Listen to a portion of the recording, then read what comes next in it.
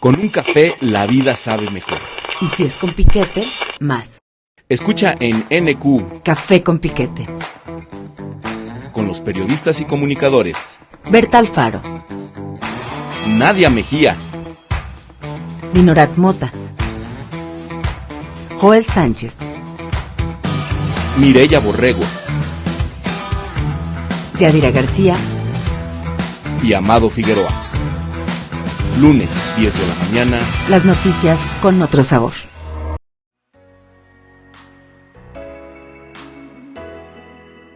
¿Qué te parece iniciar la semana con un café con piquete? Te invitan Amado Figueroa, Berta Alfaro, Dinorat Mota, Joel Sánchez, Mireya Borrego, Nadia Mejía Nelly Ubaldo. y Yadira García. ¡Comenzamos!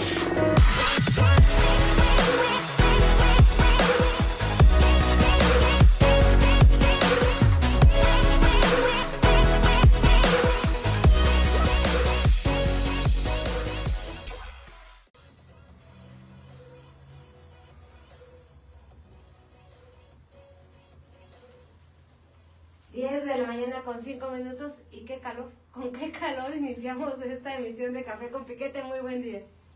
Buen día, pues estamos ya aquí con nuestros invitados de honor de el lunes 12 ya, lunes 12 de junio. Y bueno, nos acompañan aquí en cabina el diputado Luis Ángel Tenorio Cruz y un gran amigo, Arlan Cruz Olvera, que es activista de derechos humanos y fundador de Quórum. Así es. Muchas gracias. Muchas gracias por estar aquí, bienvenidos. Bienvenidos, pues estamos esperando a que se incorporen. Estamos ahorita aquí en la mesa. Se a Nadia Mejía, Mireya Borrego, Dinora Mota va incorporándose a esta entrevista. Y pues el mes de junio es importante para el tema. Así es. Cuéntenos qué es el mes Pride y cómo les fue en la marcha de hace 8 días. Claro que sí, pues muchísimas gracias por la invitación, por recibirnos aquí en su programa. La verdad es que el año pasado anduvimos también por acá platicando de todo el trabajo que estábamos haciendo y hoy regresamos ya después de cerrar la pandemia, ¿no? Y se vio reflejado en la marcha, ¿no? El mes de junio siempre se ha considerado como el mes del orgullo a nivel internacional. Radica en la fecha del 28 de junio del 69 cuando pues hay una redada en un lugar en Nueva York, ¿no? En Stonewall, este lugar donde pues había un encuentro de personas de la diversidad sexogenérica y hay una redada y pues ahí por primera vez ya se levanta la voz y se levanta esta rebeldía, por así decirlo, para hacer valer nuestros derechos. Entonces, durante muchos años el mes de junio ha sido considerado el mes del orgullo. Nosotros aquí en Pachuca, pues ya desde hace 23 años se realiza la marcha del orgullo LGBTIQ+. Y pues este año, 23 años en Pachuca. Ha ido creciendo, ¿verdad? Mucho afortunadamente. Y pues bueno, también vemos que después de la pandemia la gente ahora sí salió, ¿no? Y de hecho una de las consignas de este año por ahí andaban, no que no, sí que sí, ya volvimos a salir. Y muy contentos porque el año pasado tuvimos una gran afluencia y este año pues integré un comité donde diferentes asociaciones y colectivos pues ya estamos trabajando por la marcha. Y la verdad es que fue muy gratificante, sobre todo este año, ver muchos papás, muchas mamás acompañando a sus hijas, a sus hijos. La verdad es que estamos muy contentos de lo que se vivió en esta marcha del pasado 3 de junio. Y cuéntanos, ¿qué es el mes Pride? ¿En qué consiste? Pues justamente con las acciones que se van realizando, pues es visibilizar, consiste en visibilizar, se habla de un mes del orgullo, ¿no? Pero justamente lo que hemos mencionado es que no solamente el orgullo lo vivimos el 28 de junio o el día de la marcha, sino que el reto es poder visibilizarnos los 365 días del año, que todas las poblaciones de la diversidad sexogenérica y más aquí en Hidalgo, pues justamente puedan pues tener la valentía que estas marchas, que estos espacios, que gracias al Comité de la Marcha que integran los diferentes colectivos, hoy se hizo el 3 de junio, pero que no solamente se ha quedado en Pachuca, ¿no? Sino hay más acciones. Por ejemplo, el 25 va a haber la segunda marcha en Villa de Tezontepec. El año pasado hubo también una marcha en Tula.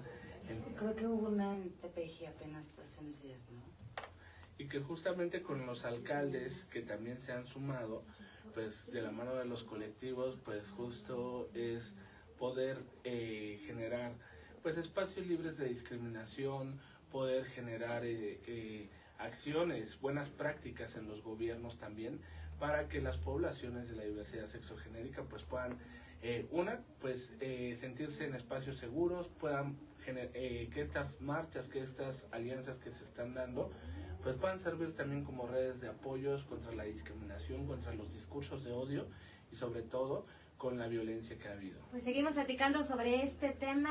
Antes de ir a una pausa, déjenme mandarle un saludo a unas mujeres muy trabajadoras que nos escuchan aquí muy cerquita de Bienecu, en el Colegio Hidalgo.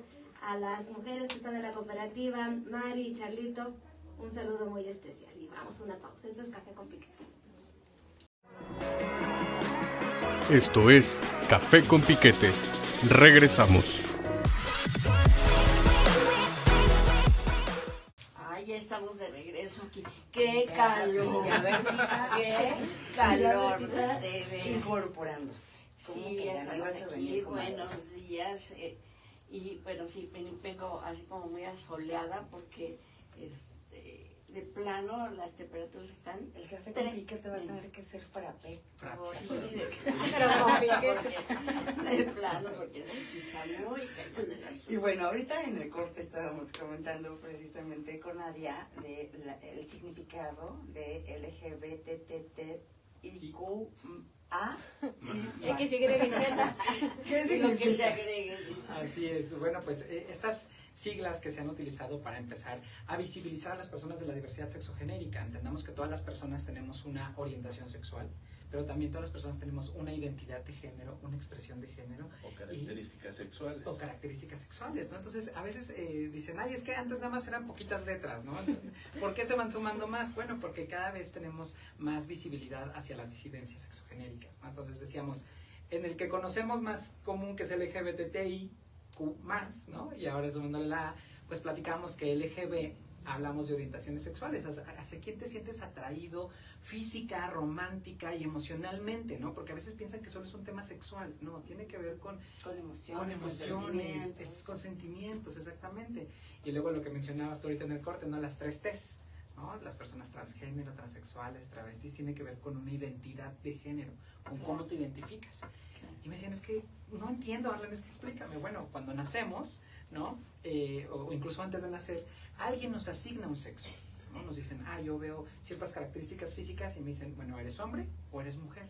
Pero nuestra identidad de género es la que se va desarrollando con las costumbres, con lo que vamos teniendo como cultura, como sociedad. Yo siempre les digo, bueno, por ejemplo, ¿en qué año las mujeres podían votar, no? ¿En qué año tuvieron la oportunidad de salir a trabajar sin la necesidad de un permiso del marido?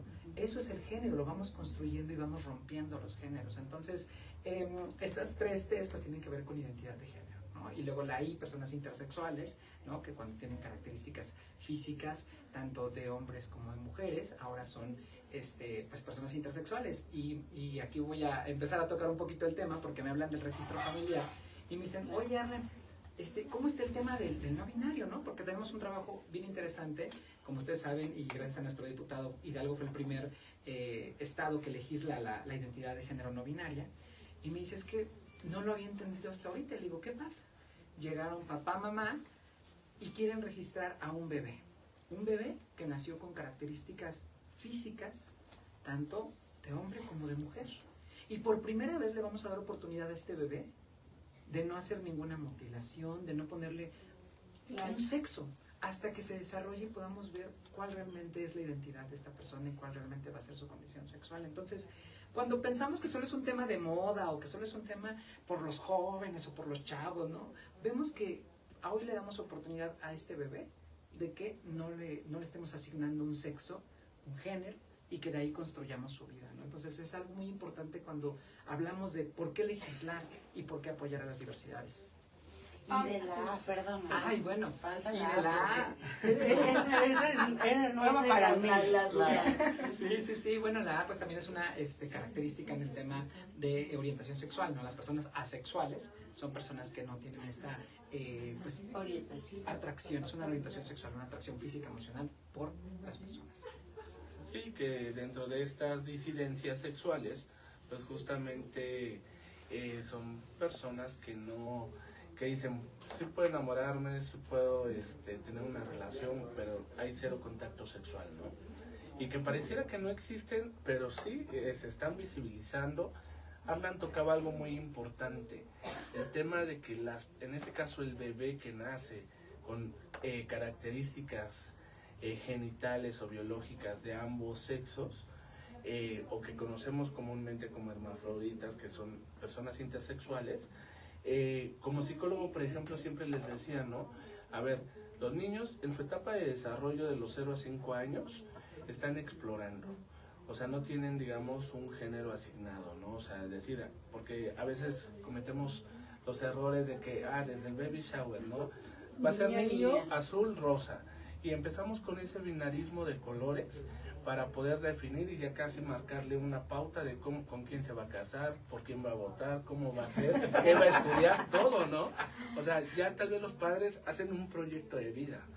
Entonces, justamente esta opción del casillero de no binario pues permite eso, ¿no? De que las personas al tener ese estado de conciencia y se vayan desarrollando, pues puedan justamente poder definir cuál es su orientación, cuál es la identidad que van a tomar conforme a las características con las que nacen, ¿no? Porque pues a veces pues es fácil los médicos decirle a los padres, tiene más desarrollado este genital, pues definitivamente o sea, que tenga toda una vida como niña, ¿no? O como niño. Cuando, pues dirían, pudiera ser niña, ¿no? Entonces, pues hay toda una mezcla que se está dando y hoy que justamente como primer estado en el país, pues justamente es que también las poblaciones no binarias pues se puedan estar visibilizando y que incluye pues diferentes, hay una mezcla interesante, por ejemplo, con el tema de la pansexualidad también, que diría, mi orientación puede ser gay, pues mi identidad puede ser, por ejemplo, como una persona no binaria, pero pues me pueden gustar, puede ser una persona demisexual, que es para tener un contacto sexual primero debe de haber una atracción emocional. Entonces hay una mezcla de todas estas orientaciones, identidades y expresiones, y que por eso se habla de diversidad, ¿no? O sea, para no encasillar solamente en etiquetas o en conceptos. Y bueno, se ha visto ya una apertura muy importante hacia todos estos grupos, todas estas diversidades, entonces, pero aún no deja de existir esta cuestión de marginación, de maltrato incluso, y que pues se da hasta en los funcionarios. Bueno, pero quiero que lo platiquemos después del corte. Claro. Sí, regresamos. No se vayan, estamos en Café con Piquete. Sí. Las noticias con otro sabor. Esto es Café con Piquete. Regresamos. Estamos de regreso aquí en Café con Piquete. Arlan, un gusto volverte a saludar. Luis Ángel, un gusto. Y bueno, hay muchos temas pendientes en relación a lo que estamos platicando. Pero Luis Ángel, ¿cómo estamos en materia de legislación? ¿Qué hace falta? Pues mira, ¿Qué avances? hoy pues hemos puesto en la agenda muchos temas de la diversidad sexogenérica, el tema de derechos, el tema de garantizar pues la inclusión en diferentes leyes, y por eso las armonizaciones. Pues hemos logrado, por ejemplo, armonizaciones o reformas secundarias en la ley de identidad de género, para el tema del registro familiar, ya lo pueden hacer desde sus municipios y no venir al registro familiar estatal. El tema, por ejemplo, de género no binario, sancionamos en el estado, somos el 11 estado en sancionar las mal llamadas terapias de conversión o las ECOSIX, que pues aquí era donde querían corregir nuestra orientación o nuestra identidad, atentando contra la dignidad humana a base de torturas, de violaciones, y que sí se da ese contexto aquí en el estado. Sí, casos. Ha habido casos mínimos, pero que pues tú sabes que a través de grupos conservadores pues tenemos, por ejemplo, famosos anexos que ahí es donde justamente se llevan estas malas prácticas, y justamente la reforma pues pretende sancionar a quien financie, promueva o incida pues en estas malas prácticas. Entonces ya se ha legislado aquí en el Estado, estamos con el tema de la reforma político-electoral, porque hoy también las diversidades necesitamos estar en los espacios donde se toman decisiones. Hoy tenemos justamente la segunda mesa de trabajo de expertos y vamos rumbo al foro el 20 de noviembre a las 12:30 en el Congreso del Estado. ¿Y qué falta? Pues falta también la voluntad de los municipios, de algunas instituciones, para poder generar los protocolos, para poder generar, por ejemplo, las instancias municipales de atención a la diversidad sexual. Comisiones especiales en los ayuntamientos. Hemos propuesto comisiones permanentes, porque como lo hemos dicho en el Congreso, nuestros temas no son asuntos especiales o temporales. Hoy, pues justamente hablando de esta igualdad de género, de esta igualdad sustantiva y sobre todo el reconocimiento de derechos que nos marca el primero constitucional federal y el cuarto constitucional en el Estado, pues justamente es incidir para que esto se ponga en la agenda de los municipios, porque ellos son el primer contacto con la población y que a veces es donde más se sufre discriminación, donde hay más estigmas, el tema de los estereotipos, y bueno, se llegan con los discursos de odio y hemos tenido casos en Hidalgo de crímenes de odio. Arlan, ¿qué tanta discriminación pues, se ha dado en los últimos años? ¿Esto ha reducido? ¿Y qué acciones se están implementando precisamente para pues, garantizar esto? Sí, bueno, desde Quórum hemos impulsado una plataforma junto con todos los colectivos de la diversidad que es visible.lgbt. Es una plataforma gratuita que está a nivel nacional y que podemos registrar cualquier tipo de discriminación o violencia, ¿no? Porque muchos, sí tenemos casos de personas servidoras públicas, sí tenemos casos en establecimientos comerciales, pero cuando vamos a las cifras de esta plataforma, que son datos abiertos, tenemos que en 2 años llevamos más de 50 denuncias, ¿no? Y la mayoría son en la calle, la mayoría son por las personas, ¿no? Que te gritan una cosa, que te dicen otra, que incluso han agredido a algunos compañeros o compañeras. Entonces, cuando no identificas a la persona, pues levantas una carpeta de investigación, pero ¿contra quién procede? ¿Contra quién va? Y esta plataforma nos ha permitido eso, ¿no? Identificar estas situaciones, nos ha permitido tener esta radiografía de lo que está pasando en las poblaciones de la diversidad. Y pues bueno, te puedo decir que hemos detectado, por ejemplo, temas de transporte público, ¿no? Que no dejaban subir a las personas, o taxistas no subían a pasajeros por su expresión de género, por cómo venían vestidas o vestidos. Bueno, pues ya hicimos una capacitación en 2 bases del centro de Pachuca para que tengan el conocimiento, ¿no? Entonces hicimos una capacitación y un pequeño distintivo, como bien decíamos, ¿no? Hemos visto estos establecimientos comerciales. Ajá, platícanos de esto, de la ruta queer. De la ruta queer. ¿De qué trata? Así es. Y cómo obtienen este distintivo. Así es, fíjate que bueno, la ruta queer surge porque en Visible vemos que llegaban reportes de personas que les pasaban la cuenta, los corrían, los mandaban al fondo porque pues eran parejas a lo mejor del mismo sexo. ¿Y qué hicimos? Pues buscar esta alianza con los negocios, con establecimientos, para que les podamos dar una capacitación, una sensibilización en materia de derechos humanos. No la traigo impresa, pero la pueden encontrar en quorumlgbt.org, que es nuestra página de internet. Ahí está la ruta queer, son 42 negocios que se están capacitando en materia de derechos humanos y diversidad sexual, concursos que pueden tomarlos en internet gracias a la plataforma de la CNDH, concursos que damos las organizaciones. En este momento son gratuitos, lo que queremos es que las personas se sensibilicen, eso es lo que buscamos. Y pues estamos trabajando ya una herramienta mucho más formal para poder darles algún beneficio. En Pachuca se hizo un acuerdo económico para que ahorita en el mes de junio está por aprobarse en comisiones, pues las personas que presenten o los establecimientos que presenten esta capacitación se les dé hasta un 30% de descuento en su licencia de funcionamiento.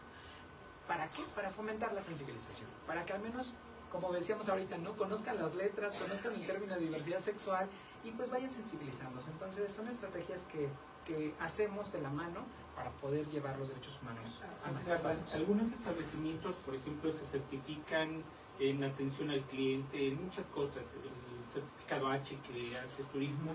Se pretende algo así, digamos, darle un valor agregado, que la gente diga, aquí los integrantes de la comunidad tienen un espacio seguro, ¿esa es la idea? Esa es la idea. Ahorita estamos solo con capacitaciones, estamos trabajando en la Comisión de Derechos Humanos para llevar un tema mucho más a profundidad, incluso hasta hacer ahí, decíamos, un mystery shopper, ¿no? Donde vayamos y podamos evaluar realmente qué esté pasando esto. Entonces, eso es lo que estamos trabajando también desde la sociedad civil.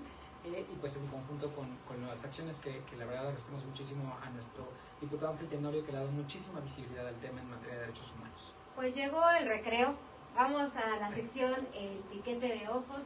Vamos a ganar una pregunta, una palabra para cada uno de ustedes. Cada uno nos dice lo primero. Primero, sí, sin pensar. Iniciamos con Arlan, café. La mañana. Derechos. Para todos. Política. Un medio. Activismo. Estilo de vida. Justicia. Para todas las personas. Julio Menchaca. Nuestro gobernador. Marcha. Protesta. Diversidad. Para todas, todos y todas. Homofobia y transfobia. Se tiene que acabar. Economía rosa. Un área de oportunidad. Agenda 2030. Derechos para todas, todos y todas. Pues muy bien, muy claros los conceptos de nuestros invitados el día de hoy, a quienes les agradecemos. Venían preparados. Les parece que les filtraron No, pues muchas gracias por estar aquí. Este es un espacio abierto para cuando quieran difundir las acciones que están realizando y son bienvenidas, bienvenidos y bienvenidos. Hay gente, déjenme les cuento, tengo un amigo que me decía, es que tú estás de acuerdo que se diga, a veces hay puristas del lenguaje, ¿no? Y yo decía, bueno, pues no sé si estoy de acuerdo o no, pero cuando se empezó a utilizar el ellas y ellos, las y los, o sea, les pareció una exageración, pero finalmente se visibilizó en el lenguaje a las mujeres. Entonces yo creo que es parte de la evolución del lenguaje, y si no todavía hablaríamos como en la época de Sancho Panza y el lenguaje es el campo de batalla de todos los días de las personas que hacemos activismo. Entonces tenemos que nombrar a todas las disidencias. Gracias, les agradecemos mucho Gracias. su participación el día de hoy. Nosotros damos una pausa, regresamos a Café con Piquete. Gracias. Gracias por el espacio, como siempre. Ay, otra vez no me bajé la bandera. Esto es Café con Piquete. Regresamos.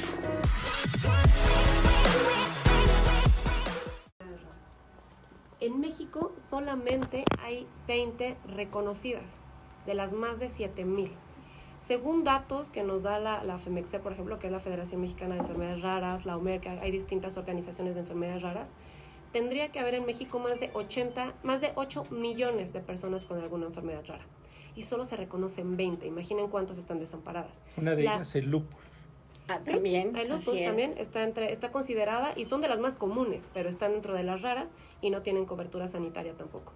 El síndrome de Treacher-Collins, que pertenece a las más de 7,000 que no tienen cobertura, aunado a eso tienen el problema de que las cirugías de reconstrucción craneofacial en México son consideradas estéticas, entonces tampoco hay cobertura sanitaria. Y los procesadores auditivos tampoco están dentro de la gama de apoyos de gobierno, por ejemplo. Cada uno de los aparatos, uno nada más, tiene un costo de $8,500. ¿Cuánto es en pesos? Lo multiplicamos de hoy, la cotización de hoy estamos hablando de alrededor de 150,000 pesos. 160,000 pesos uno de los aparatos. Bueno, Ellos a 20 necesitarían pesos el dólar, dos, a 20 pesos. Aparte pagan impuestos, pero bueno, esa es otra cosa. Son dos, necesitan dos, y aparte el implante. El implante se tiene que hacer directamente al cráneo, que tiene un costo de 120,000. Por 2 implantes necesitamos $500,000 nada más para que nuestros pequeños puedan escuchar. Aunado a las cirugías de reconstrucción, que es cartílago de costilla para reconstruir orejas, cartílago de cráneo para reconstruir pómulos, cierre de paladar, expansión de mandíbula. Todo esto nos da un aproximado de $1,500,000 a lo largo de distintas cirugías durante los primeros 15 años de vida. En Hidalgo, ¿cuál es el contexto? ¿Cuántos casos tiene detectados la organización, la fundación? La estadística de Latinoamérica nos da un número de 2 de cada 120,000 nacimientos. Si esto es real, en México tendría que haber más de 3,500 personas con el síndrome de Treacher-Collins. En Hidalgo tenemos 12 casos identificados. ¿Qué edades? Tenemos desde el más pequeñito, que debe tener 4 años, que vive aquí en Pachuca, hasta adultos. Tenemos de 22 años, un chico del Real que vive en Estados Unidos, que él debe tener como 40 años. Cuéntanos un poco de la historia, cómo surge la fundación, que ya lo comentábamos hace un rato en el corte. Claro, también. Eso es importante. ¿De dónde nace? ¿Por qué nace esto? Tuve un bebé, nosotros tuvimos, mi esposo y yo, claro, porque no me embaracé solita, ¿verdad? No. Tuvimos un bebé con el síndrome de Treacher-Collins, su nombre es Liam, es por eso que la fundación se llama Fundación Liam, Asociación Nacional Síndrome de Treacher-Collins, Liam, México.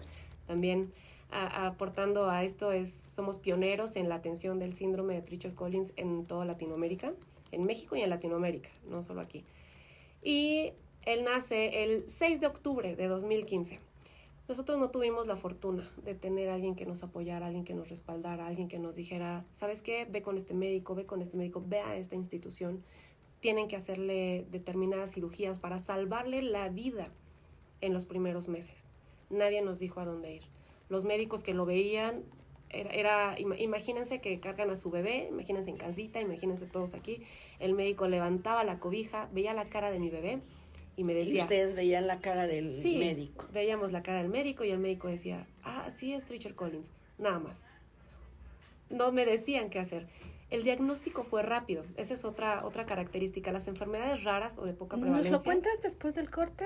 Claro. Se escucha. Las noticias con otro sabor. Esto es Café con Piquete. Regresamos. Pues estamos de nuevo aquí platicando. Es una plática sumamente interesante con Jennifer sobre esta enfermedad rara o considerada de enfermedades raras. Y pues que se queda una pregunta en la mesa, ¿no? Es decir, ¿cómo nace? ¿Qué es esta enfermedad, no? Sí, les comentaba que cuando nace mi bebé y todos, el diagnóstico fue rápido, fue ese mismo día que él nació, y es algo difícil en las enfermedades raras, porque regularmente tardan, o sea, en México tienen, imagínense el dato, de 5 a 15 años en diagnosticar una enfermedad rara o de poca prevalencia. A mí, en el caso de Liam, fue muy rapidísimo, fue ese mismo día, pero el problema era el tratamiento. No basta con que se diagnostique, se tiene que dar el acompañamiento y la atención adecuada. Lamentablemente no corrimos con esa fortuna, Liam no corrió con esa fortuna. En este momento nos gusta pensar que tuvimos que pasar por todo eso y que tuvimos que ver todo lo que le pasaba a nuestro bebé para poder acompañar a cientos de personas después, ¿no? Liam fallece 3 meses después debido a una serie de malas decisiones médicas. Pero en ese lapso, los medios de comunicación, y por eso estoy tan agradecida a los medios de comunicación, hicieron que durante la hospitalización de Liam saliera una nota. Y esta nota se difundió en todo el mundo. Decía algo así como, niño deforme en hospital de Pachuca. Pero ayudó. Mira, al final siempre me gusta agarrar las cosas buenas de todo lo que nos pasa. Y todo pasa por algo. Y tenía que salir así la nota para difundirse tal vez. Y me empezaron a llamar de España, de Argentina, de Chile, familias que tenían la información de manera personal. No un hospital, no una clínica, no un médico. Familias. Y comencé a juntar toda esa información. Imaginen que eso fue el 6 de enero. El 7 de enero, sintiendo la presión de los medios de comunicación, me dan la fecha de cirugía, que era el día 9, y Liam fallece el día 8. Ya no llegó. Y salimos del hospital con una caja llena de información y de sueños, pero sin nuestro hijo. Después de, sí, odiar todo, incluso a mí, a los médicos, a todo lo que se aparecía, llegamos a la conclusión, mi esposo y yo, de que si queríamos que esto que había pasado tuviera un objetivo. ¿Por qué había pasado? Claro. Dijimos, tenemos que informar, tenemos que dar todo esto que ya tenemos, alguien más lo debe estar pasando, y se va a morir otra persona, se va a morir otro bebé, se va a morir otra bebé. Tenemos que compartirlo. Junto con un equipo de familias, éramos 7 familias en ese entonces que contactamos debido a la nota, 7 familias mexicanas, todas como nosotros, eran los únicos en México. Claro, no conocíamos a nadie más hasta que nos juntamos. les dije, es que hay que compartirlo, y hicimos una página de Facebook, y ahí nace la Asociación Nacional de Síndrome de Treacher-Collins. Cuando vimos que nos empezaron a contactar de otros lugares, y una bebé en Ciudad Juárez, a los 2 meses exactamente, igual que mi bebé, se entra en paro cardiorrespiratorio, entra con neumonía al hospital. Yo hablo al hospital y dije, habla Jennifer Escorcia, presidenta de la Asociación Nacional Síndrome de Treacher-Collins, LIAM México, y tengo información para ustedes para salvarle la vida a la pequeña Olivia que tienen en su hospital. Esa información que yo como mamá di en un hospital, y que era una mamá aprensiva, loca, y que no sabía de los tratamientos médicos, lo di como presidenta de una asociación nacional, y me pusieron atención. Y al otro día estaban operando a Olivia. Olivia hoy tiene 8 años y es una niña tremenda. Qué bueno. Y la información se pudo difundir. Ahí vimos qué era lo que teníamos que hacer. Y hoy, y gracias a esa historia, hemos tenido la oportunidad de llegar a personas maravillosas como ustedes y maravillosas personas como las que están ahorita en el proyecto del que les voy a platicar. Y exactamente, ese es un proyecto que déjame ustedes. Nada más hacer un reconocimiento a tu entereza. Sí, además que valiente, a de tu veras, valentía, se merece y que pues al aplauso. final encontraste, como tú dices, ¿no? El objetivo de todo eso. Bueno, como mamá yo creo que nos pegó mucho tu historia, y de verdad reconozco mucho y hago pública este gran esfuerzo, tu entereza. Yo creo que más allá de reconocer la valentía y la entereza, el servicio, ¿no? O sea, el entender el mensaje que recibe uno y la forma en la que lo recibe, ¿no? Que pues muy bien, Jennifer. ¿Hay más pacientes de los que pudiera uno imaginar? Sí, hay muchísimos. Incluso hay enfermedades o síndromes muy similares que nos han contactado también, y que nos hemos visto en la necesidad de arropar. Pierre-Robin, Crusoe, síndrome de Golden Heart, que también son malformaciones craneofaciales, incluso las microtias, los que nacen sin orejitas.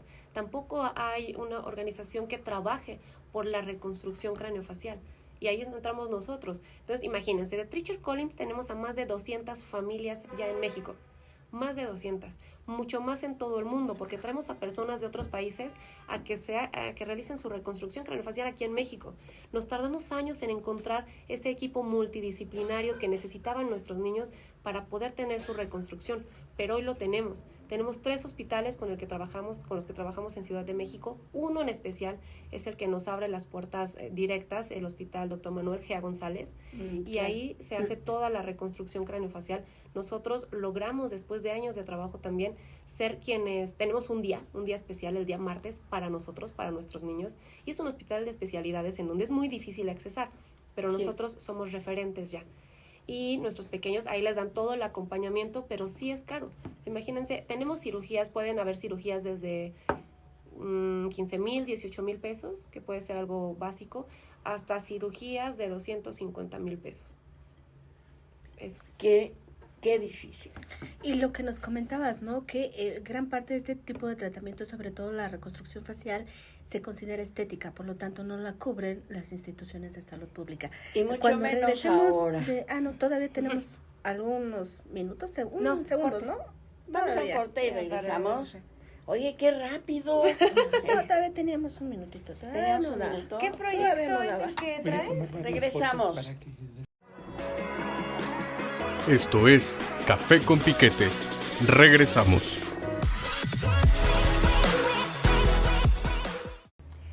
Pues vamos con regreso con Jennifer, y la verdad es que además de reconocer esa valentía, ese arrojo para tomar de lo malo lo bueno, bueno, nos decían, ¿tienen ustedes cómo financiar todas estas, sobre todo las cirugías, los aparatos que se requieren? No. ¿Hay financiación del gobierno? No tenemos, sé que hay financiaciones, sé que hay apoyos, incluso en Hidalgo hemos tenido la apertura para hacer mucha difusión, para hacer presencia tanto de enfermedades raras como del síndrome de Treacher-Collins. Eso ha ayudado muchísimo.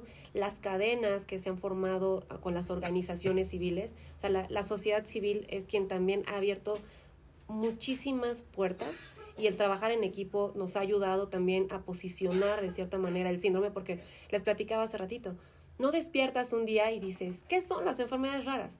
No despiertas un día y dices, ¿qué es el síndrome de Treacher-Collins? Si no lo conoces, no aparece en tu cabeza, y lo que no conoces no existe. En casita, si alguien se está preguntando las características del síndrome de Treacher-Collins y han visto la película de Wonder o Extraordinario, Sí. El niño con casco de astronauta, ese es el síndrome de Treacher-Collins. E incluso fuimos la imagen de toda la difusión de la película en México y en algunas partes de Latinoamérica.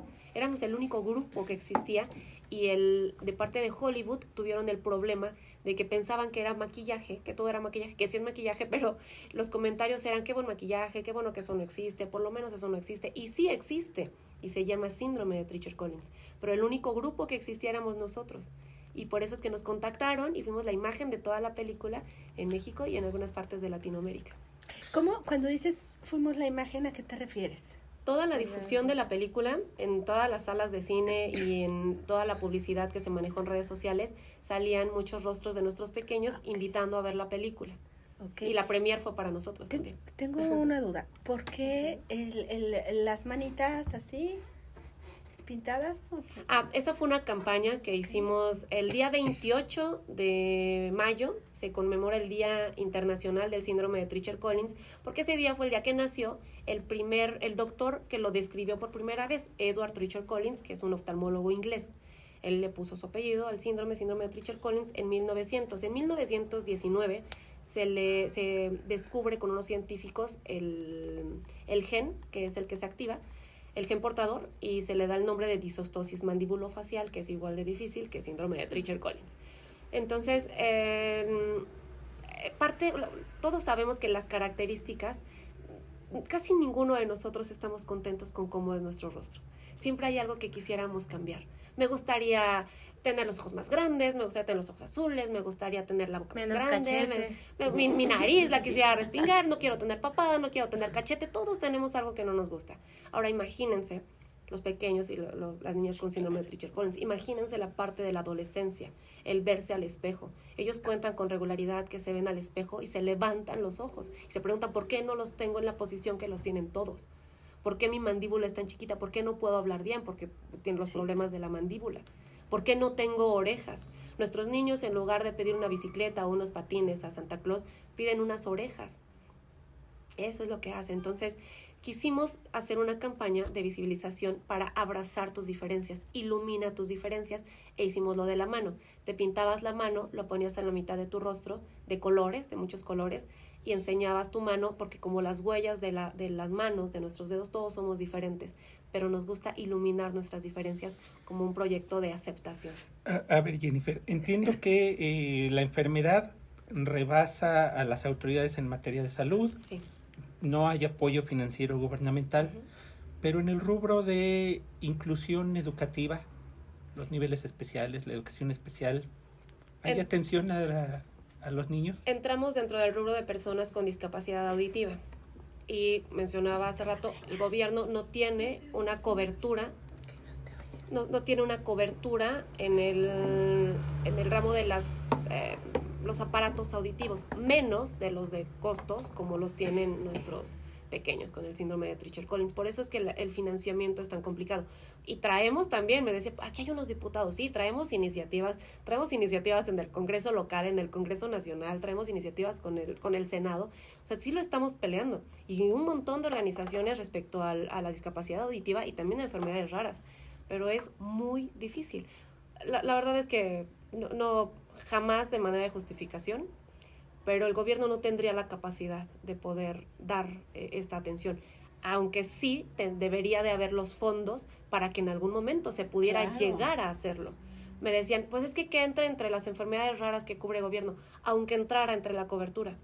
Pues no existe ni el equipo médico, ni los especialistas necesarios, ni el material que se requiere para atender al síndrome de Treacher-Collins. Entonces, aunque entrara entre les digo que en México solo se reconocen 20, aunque entrara ahí, no tendrían la capacidad monetaria de cubrirlos. O sea, imagínense, 1,5 millones de pesos. A los niños con cáncer. Pues sí. Si no hay, tendría que ser imposible. Entonces, ¿nosotros qué hacemos? Trabajamos con las familias para que entre ellos y entre nosotros hacemos eventos, los promocionamos, hacemos vendimias. De manera de la fundación tenemos diversos eventos de recaudación de fondos, hacemos carreras, somos donataria autorizada, que eso es súper importantísimo. Pocas organizaciones son donataria autorizada. Esto quiere decir que el SAT nos autoriza a entregar recibos deducibles de impuestos a las empresas, que eso es súper importante, y que las empresas sepan que de todas maneras van a pagar sus impuestos. Pueden donarlos, una parte la pueden donar. Es importantísimo que sepan que se puede regresar un poquito de lo que ellos recuperan. Y ese es el punto que activó el proyecto, justamente, el querer. Vamos a hablar de este proyecto, por favor, Jennifer. ¿Qué es lo que van a hacer ahora? ¿Qué viene para la fundación este 2023? Esta trabajo con el arte, ¿no? Sí, que eso es algo padrísimo. En agosto tenemos nuestro 5º encuentro anual internacional. Entonces siempre necesitamos muchos fondos porque cubrimos los gastos de todas las familias, de hospedaje y de alimentación por 3 o 4 días. Y vienen de todo el mundo. ¿Dónde va a ser? En Ciudad de México. Allá es más fácil que todos lleguen allá, y vendrán más de 150 familias. O sea, imagínense los costos que se requieren, más las jornadas de cirugías que hacemos, más los aparatos auditivos que nosotros entregamos, y más todas las partes de capacitaciones. Hemos capacitado a más de 2,000 personas del sector salud para que conozcan el síndrome de Treacher-Collins. Todo esto ha sido por personas que por ahí se enteran de nosotros y que nos hacen aportaciones. Hace casi 2 meses, 2 maravillosas mujeres, 2 personas, nos encontramos justamente en un evento de mujeres industriales de Canacintra, y ellas me decían, es que queremos regresar algo, queremos redituar algo de lo que nosotros obtenemos como empresa para la humanidad, para la sociedad. O sea, queremos hacer algo para ustedes, ¿no? Conocen acerca del síndrome, conocen del trabajo que se está haciendo, y entonces nace la otra cara del arte, porque desde sus conocimientos dijeron, ¿qué podemos hacer desde lo que sabemos para la fundación? Y una de ellas, Ruth, ella trabaja toda la parte del arte, y la verdad es que es una genio en todo eso, sabe muchísimo. Y por el otro lado está Mercedes, que ella trabaja todos los temas financieros. Y entonces nace la otra cara del arte, como un colectivo, porque se empiezan a unir varias personas. Entonces ahorita decimos que somos un colectivo. Se empiezan a unir todos desde su expertise, como César, Nana, y que dice, bueno, yo también trabajo con el arte, su hija. O sea, la verdad es que aquí el 90% somos mujeres las que estamos haciendo este evento, y se va a hacer algo sin precedentes en Hidalgo, con los mejores artistas de México y también de otras partes del mundo, con famosos, con la mejor comida en el mejor lugar. ¿Cuándo? Nace la otra cara del arte el 1 de julio, así que vayan apartándolo en casita, saquen la agenda, por favor, ustedes también. 1 de julio, de 2 de la tarde a 10 de la noche. Esto en Hidalgo. Esto es en ¿Y Hidalgo. el de Ciudad de México? Este es nuestro encuentro, que va a ser en agosto. También están les voy a hacer una invitación del 4 al 6 de agosto.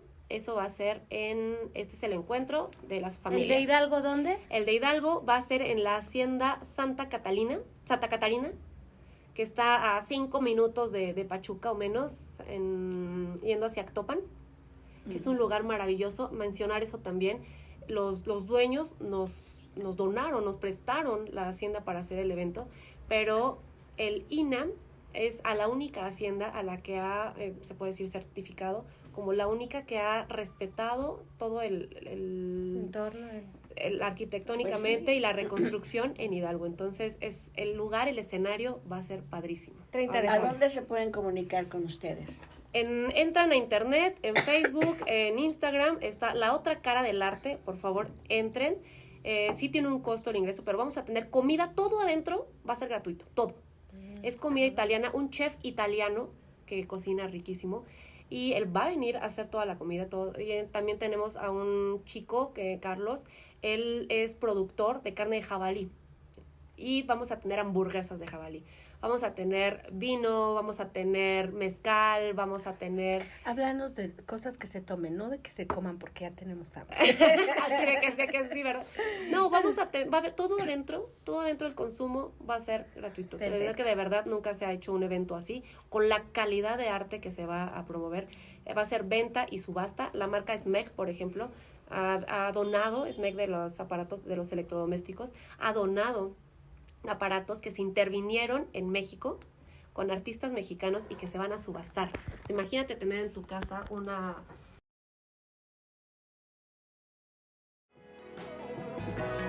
Esto fue Café con Piquete.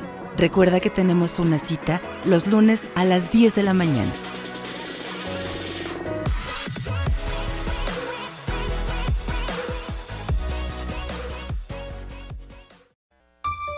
La radio sin límites. NQ. Para el centro de la República Mexicana. Transmite XENQ 640 AM y XHNQ 90.1 FM. Ambas con 50.000 watts de potencia. NQ, la radio sin límites, es la radio de Hidalgo.